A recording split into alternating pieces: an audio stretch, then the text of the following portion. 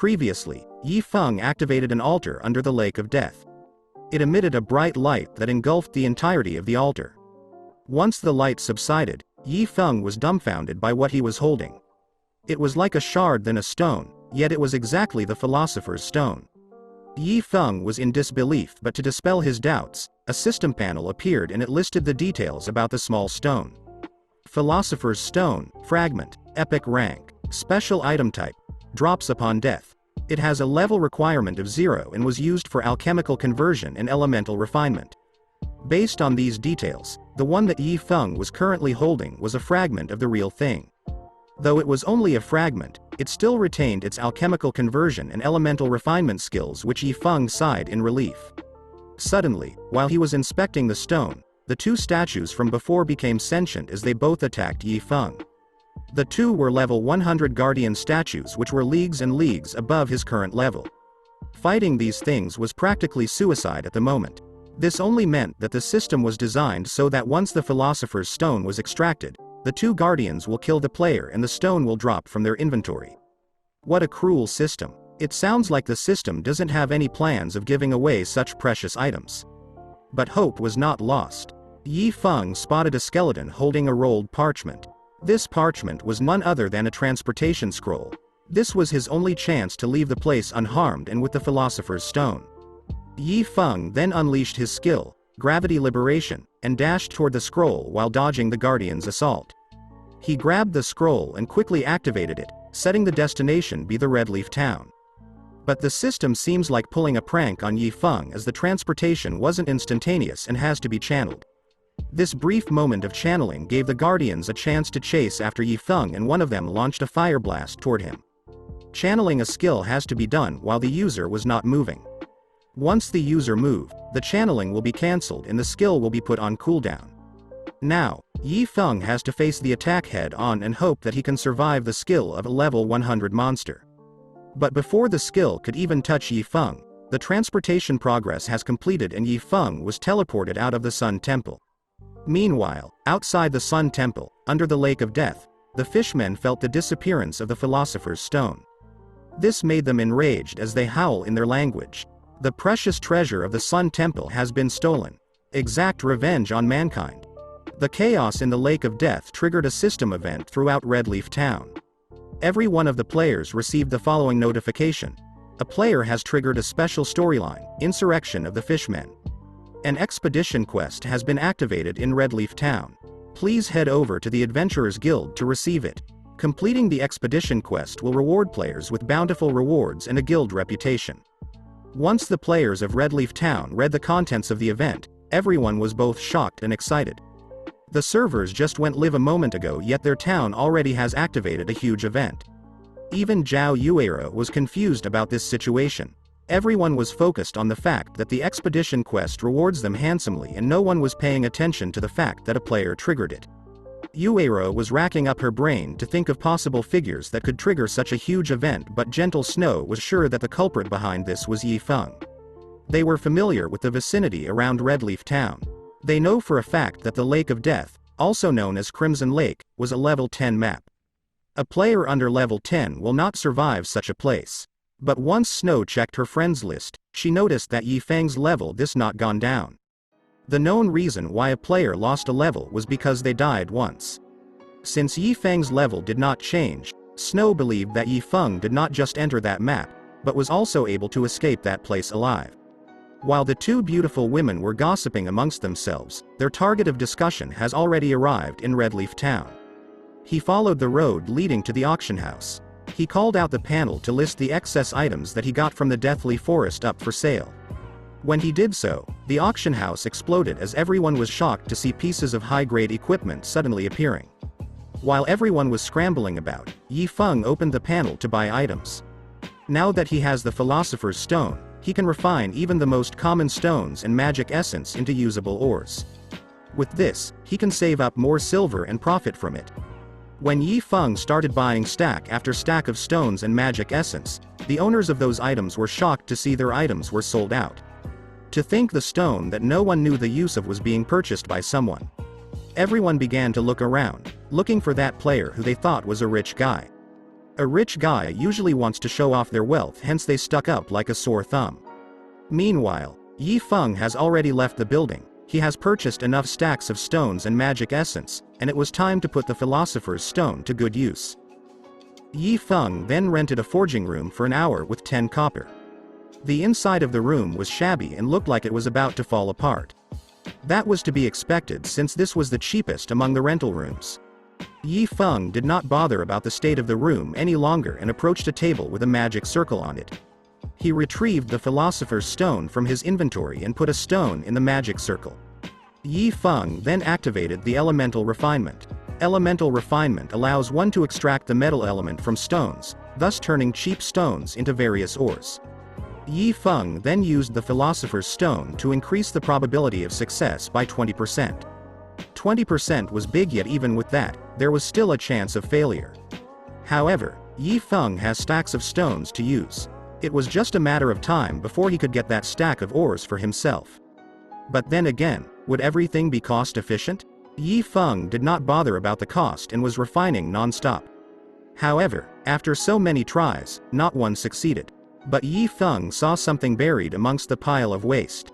A bronze ore. This one success brought confidence to Yi Feng. And like a madman on a poker table, he began refining again and again. After a while, Yi Feng used up everything he bought in the auction house. After refining them all, he got 470 pieces of copper ore and 130 pieces of bronze ore. Suddenly, Yi Feng was booted out of the forging room. It seems like the time has run out and he used 1 hour in refining and he wasn't able to forge something. Yi Feng was thinking of renting another room, but he found out that he doesn't have enough money since he used everything to buy stacks of stones and magic essence. However, a series of notifications started coming in. They were notifications about the pieces of equipment that Yi Feng sold in the auction house. He got 31 silvers and 53 coppers from the silver armor and 3 silvers and 21 coppers from dark star boots. In total, Yi Feng gained 34 silvers and 56 coppers. With this wealth, he would no longer have to use that dilapidated room. Yi Feng then used 2 silver coins to rent a basic forging room for 2 hours. The interior was much nicer than the small room he had earlier. Also, items that can increase one forging success were present. 100 refinement hammer, which increases the success rate by 3%, and tier 1 mysterious flame, scarlet devil fire, which increases the success rate by 2%. Coupled with his book of forging, which also increases the success rate of forging various equipment, Yi Feng can now forge with ease. Yi Feng then pulled out a blueprint for the equipment he will be forging. The equipment was called Garrison Armor, a bronze rank armor. It requires 100 magic essences, 100 copper ore, and 100 bronze ore. After inspecting the blueprint, he then sprung to action. After putting the materials together, a notification appeared informing Yi Feng of his success. With his success, he was rewarded with 2 forging proficiency and 800 experience points. The Garrison Armor's stats were open to Yi Feng and he was happy to see the result. Garrison Armor. Bronze rank quality, plate armor type, class requirement. Guardian Knight, level requirement. 3, attribute requirement. 10 points on strength. The stats were 22 points on defense, additional 2 points on strength, additional 3 points on endurance, and additional 150 points for health. However, what Yi Feng was shocked the most was the additional attribute, defense power. Its effect was that it reduces physical damage received by 3%. This outcome greatly overjoyed Yi Feng and greatly boosted his morale. He continued forging the Garrison Armor and used his stacks of materials. After 2 hours of forging, Yi Feng successfully forged 23 sets of Garrison Armor and received experience points enough to push him to level 3. With this, he left the forging room and went straight for the auction house to sell his Garrison Armor. This caused an uproar inside the auction house. Bronze rank equipments were still rare at this point of the game. Most of the players were still wearing white or common rank equipments. Seeing the reaction of the players, Yi Feng was content. His long and arduous forging session was worth it. Not long, his Garrison Armor's fame spread throughout the players in Redleaf Town. A series of notifications then started flooding in, informing Yi Feng that his items were sold. Since this was an auction house, everyone will have the chance to outbid each other, hence pushing the price up. This resulted to having the garrison armor being sold for 5 silver, 6 silver, and 7 silver from its base amount of 4 silver. While Yi Feng was getting wealthier by the second, he was browsing through the list of skills up for sale. Suddenly, 4 rare skills caught Yi Feng's attention. Observing Eyes allows the user to clearly see unknown and concealed targets. Windwalk wraps the user in wind and increases the movement speed by 30%. Earth Splitter deals 30 base damage to a target. Defensive Blade increases the normal attack range by 10 yards while allowing the user to block up to a maximum of 6 ranged attacks or 3 melee attacks. While Yi Feng was purchasing the skills, a notice appeared in front of him, informing him that someone was video calling. Yi Feng accepted the call and Snow's face appeared on a small screen. Snow then asked Yi Feng for help. She was currently bidding for an item against other guilds and Ouroboros wants to win a garrison armor for themselves, thus she wanted to borrow 15 silver from Yi Feng. But suddenly, Snow felt something and asked Yi Feng if he was the one who made the garrison armor. Yi Feng became flustered and quickly denied the claim. He did not waste any more seconds and wired her the 15 silvers she was asking just to end the conversation. After that, Snow cut the line and Yi Feng sighed in relief.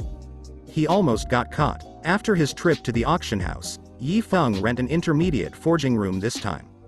The market was hungry for his garrison armor and he was the sole player who has the blueprint for it, hence he can gain more money by making more garrison armor. He spent his time making garrison armor inside the intermediate forging room. He was busily hammering those materials when out of nowhere, his mind slipped up and he messed up a step accidentally. But instead of failing, the system congratulated Yi Feng for successfully creating an unnamed armor. Then the system showed him the details about the unnamed armor. Unnamed, bronze rank quality, plate armor type, with a shield warrior and guardian knight class requirement, level requirement of 3, and attribute requirement of 12 points in strength. As for its stats, it has 23 points in defense, additional 3 points in strength, additional 3 points in endurance, and additional 120 points in HP. Compared to garrison armor that has damage reduction additional attribute, this new equipment has healing power which increases healing received by 10%. This new equipment was more sought after by tanks than the garrison armor. 10% more healing was much more effective than 3% damage reduction after all. Also, since this was unnamed equipment, this was a piece of original equipment exclusive only for Yi Feng to produce. Yi Feng was overjoyed by this. He quickly named it the shimmering chestplate and put his own imprint on the armor, a symbol of a black flame. This imprint not only shows that Yi Feng was the one who forged it but also will be the indicator for certified original equipment. This kind of original equipment was the reason master forgers were sought after before. With this unexpected result, Yi Feng decided to forge the new shimmering chestplate. After a while, Yi Feng's stack of materials has been depleted. Forging the shimmering chestplate depleted his stack of materials more than forging garrison armor. Without materials, Yi Feng can't forge any more equipment, hence he decided to sell his forged garrison armor and shimmering chestplate at the auction house and use the money to buy another set of materials and craft more shimmering chestplate. However, when Yi Feng arrived at the auction house, a series of notifications appeared in front of him, informing him that his garrison armors failed to be sold and were put on hold. What happened? Yi Feng thought. Not long ago, players were crazy about the garrison armor. Now, however, no one paid attention to his equipments. Confused and bothered, Yi Feng asked a nearby player. According to the player, a player called Hammer Trading has started selling a bronze rank armor called Barbarian armor which was much cheaper than the garrison armor even though its attributes were a bit lackluster. The other guilds' logistics have all placed their orders for them. Now, players lost interest in garrison armor. When Yi Feng heard the player's name, he remembered his past life. Hammer Trading was the one who discovered the Master Forger's hidden quest that Yi Feng and Blackie just took not long ago. According to Yi Feng, Hammer Trading was also the one who caused him to be expelled from the Shadow Workshop. Truly, enemies do walk on a narrow road. After hearing the reason, Yi Feng checked the main forum for God's domain, specifically in White River City where Redleaf Town was located. At the top of the forums, he saw a post with the title, "Justice Starts With Me." We can't let the wicked forgers do as they please.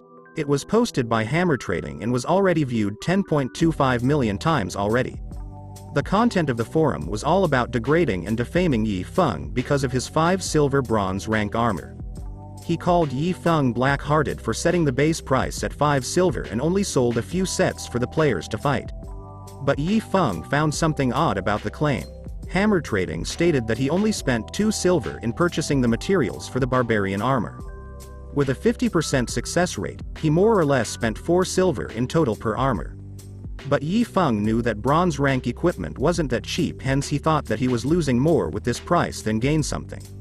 This must only mean that Hammer Trading was using a price war to boost his fame and defame the forger of garrison armor, which was Yi Feng. However, Yi Feng came prepared. He might be in trouble before if he was still going to sell garrison armor. Now, however, he has the shimmering chestplate, which was also known as the glimmer chestplate in the novel. Yi Feng put all the shimmering chestplate on sale for a base price of 4 silver, the same price as Hammer Trading's barbarian armor. They may be both bronze rank, but the shimmering chestplate has more superior attributes than garrison armor that barbarian armor was inferior to. If you have 2 items with the same price, it will all comes down to the quality of the items. In this case, barbarian armor will be inferior by leaps and bounds. After that, Yi Feng began overreacting about the appearance of the shimmering chestplate to get the surrounding players' interest. A marketing tactic, but was effective nevertheless. The appearance of the shimmering chestplate caused an uproar inside the auction house. As expected, everyone dropped their thought of purchasing the barbarian armor and bid for their own shimmering chestplate. The auction house wasn't able to contain the madness, and the news of the shimmering chestplate spread throughout the Redleaf town. Somewhere, inside the Forging Association of the Golden Sand Town, Hammer Trading was pumped with conceit due to his recent rise in fame. He was bloated with pride as the various guilds were waiting for him outside. These guilds were a bunch of nobodies for him. He was waiting for the first-rate guilds to come and give him the offer. However, unknown to Hammer Trading, these guilds' representatives received the news about the appearance of the shimmering chestplate. While he was drowning in his delusions of becoming the famous forger of God's domain and gaining fame and money, one of his subordinates slammed open the door with very bad news: all of the guild's representatives have left. This dumbfounded Hammer Trading. What happened? Hammer Trading was pondering the matter when news of the shimmering chestplate reached his ear. He logged off and checked the forums, and he was furious at the fact that the mysterious forger matched his price at 4 silver with that kind of quality.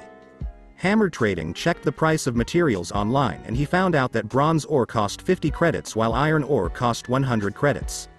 Credits, or credit points, were the currency for real-world money. Unwilling to back down and forget about his dream of becoming famous and wealthy, Hammer Trading decided to risk it all and borrowed a total of 10,000 credits from somebody, thinking that he could easily pay the owed money once he could join one of the top guilds. After that, he posted another post informing the players that he will be cutting the price of the barbarian armor by 1 silver, pushing down the price to 3 silver per piece. Yi Feng also saw the post, and he too did not back down. He has the Philosopher's Stone, which can help him refine normal stones into various ores for forging, helping him to cut the production cost of the shimmering chestplate. The one who will suffer from this price war will eventually be Hammer Trading. This price war between Hammer Trading and Yi Feng caused a sensation among the players in Redleaf Town. When 2 suppliers engaged in a price war, the one benefiting was the consumers. Hence, they did not purchase one piece yet and waited for the extremely low price to drop. When Hammer Trading received news that Yi Feng also lowered the price to match theirs, Hammer Trading was in distress. But he can't go back now. He has to win this war and earn the respect of the top guilds, hence he ordered his underling to go and lower the price more until the other party goes bankrupt. After that, the barbarian armor's price dropped to 2 silver and 30 copper. Everyone was waiting for the forger of the shimmering chestplate to make a move. Meanwhile, the forger Yi Feng was busy drawing something on a parchment. He already knew that Hammer Trading would push the price down even further. But he has a different plan in mind. This time around, he wanted to ruin Hammer Trading's future than gain profit from his forged equipment. The thing he was holding right now was a drawing of a blueprint. A forging blueprint. With this blueprint, guilds can nurture their own forger and no one will curry favor with Hammer Trading anymore. Hammer Trading screwed him in his past life, he will take his revenge in this lifetime. After making 5 blueprints of shimmering chestplate, Yi Feng put it up for sale for everyone to purchase. This news reached Hammer Trading and he felt his entire future crumbling. After that, Hammer Trading suddenly went offline as the end of the price war came to an end with Yi Feng's victory. News of Hammer Trading's loss became known to everyone since he stopped lowering the price. Yi Feng walked out of the auction house with satisfaction painted on his face. What a sweet revenge when served cold. As Yi Feng was walking down the market street, a lady suddenly fell on the road not far from him. It seems like someone has pushed her as someone came and berated the lady for trying to earn money by selling cold drinks in a virtual game. The name of the assailant was Westgate Bleeder. What a mouthful. With his perverted face, he offered the lady to come find him in the real world and he will teach him how to earn money in the game. The players around were berating Westgate Bleeder, but the man wasn't afraid of anybody there. He threatened one of them to try and defend the lady and he will do everything to hunt him down and send him back to level 0. Yi Feng wasn't interested in others' business, but when he saw the name of the female player, he was shocked. Purple Mist Cloud. In his past life, she was one of the best priests in God's domain. To curry favor from a future powerhouse will be beneficial for him and his future workshop, hence with determination, he decided to meddle in this affair and teach Westgate Bleeder a lesson. Now, Westgate Bleeder was in for a good time. Thank you for watching. Subscribe for more videos like this. And see you in the next video. Have a wonderful day.